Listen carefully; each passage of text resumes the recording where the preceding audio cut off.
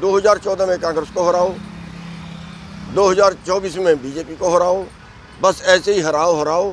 और हमारा क्या है, हमारा तो किसी खाते में है ही नहीं, कभी उसको हरा। तो हमारा किसान भाइयों से कहना ये है कि जब तक आप अपनी वोट की ताकत नहीं दिखाओगे ना, वोट की चोट सबसे बड़ी है राजनेताओं के लिए। देखिए, फसलों के दाम हर साल फसल बीजने से पहले बढ़ते हैं और इनको एक बार में ही कानून बना देना चाहिए कि जितनी महंगाई बढ़ेगी उतना ऑटोमेटिकली रेट बढ़ेगा, बार बार ना बढ़ाना पड़े।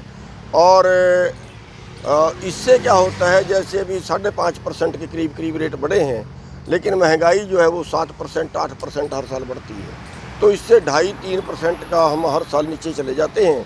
और इसका अगर हम आंकड़ा देखें 1967 से लेके आज तक जो हो रहा है, वो आप देखें, कर्मचारियों से तुलना करें, एक कर्मचारी की तनख्वाह तो 400 गुना 500 गुना बढ़ गई है, हमारे रेट तो 30-31 गुना बढ़े हैं।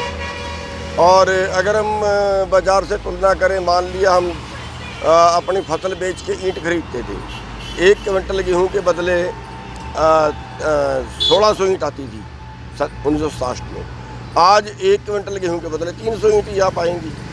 तो ये जो हमारा गैप हर साल बढ़ जाता है। और दूसरी बात इसमें सबसे बड़ी मैं ये कहूँगा कि ये तो रेट तय करे हैं, खरीदने की गारंटी थोड़ा ही है कि इस पर बिकेगी भी। पहली बात, रेट जो है वो मार्केट वैल्यू से कम है, और दूसरी बात उस पर भी नहीं खरीदते, बड़ी बात जो है।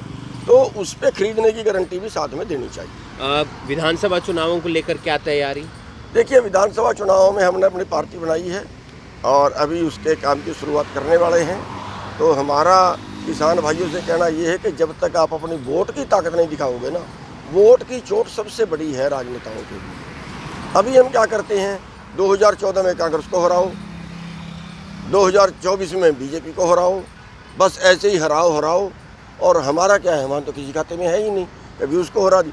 अब कांग्रेस क्या बोलती है, आप देखिए, इन चुनावों में कांग्रेस पार्टी को ये था कि बीजेपी को तो जा ही नहीं सकते, कांग्रेस को ही डालेंगे ना। और इसलिए उन्होंने किसी किसान संगठन से बात नहीं की, किसी किसान संगठन से वोट नहीं मांगे, किसी किसान संगठन को बढ़ा के ये नहीं कहा कि आपकी क्या समस्या बताओ भाई, हमारा राज है, हम अपने मैनिफेस्टो में डालते हैं ना। तो अब 2014 में यही हाल बीजेपी का था। तो हम अपने जो वोट है उसकी ताकत दिखाना सीखें, इसलिए हमने पार्टी बनाई है और अगले चुनाव में जो है भागीदारी करेंगे। कुरुक्षेत्र में आप लोग सफल नहीं हो पाए जिसके लिए उतरे थे? नहीं, कौन कहता है सफल नहीं हो पाए, हम सफल हुए हैं। हमारी जो वोट है हमने उसकी ताकत दिखाई है, हमने बांधी है, ठीक है ना। इतनी वोट हमें चौटाला के पास थोड़ी ही थी।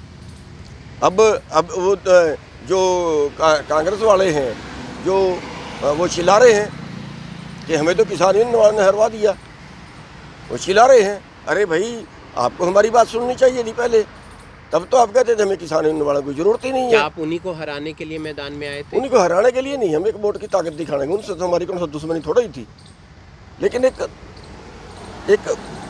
पावर तो दिखाएं, हमारी को सुने तो सही। अगर चुनाव से पहले कांग्रेस किसान लीडरों को बुला के वादा करती कि हाँ हम आपकी बात मानेंगे, आप हमें बताइए, आप हमें वोट दीजिए, किसी किसान लीडर को कांग्रेस वालों ने बुला के वोट मांगे? नहीं मांगे। तो इसलिए नहीं मांगे कि इनको तो बीजेपी को तो डालेंगे नहीं, हम ही डालेंगे ना। 2014 में यही बीजेपी कहती थी, हम क्यों माने? इन्होंने हमें वोट थोड़ी डाला है, इन्होंने तो कांग्रेस को हराने के लिए डाला है, इसीलिए उन्होंने हमारी बात नहीं मानी। हमने हमारी वोट का जो है वो गिनती नहीं की उन्होंने, ना बीजेपी ने की ना कांग्रेस ने की, वो करवानी चाहिए।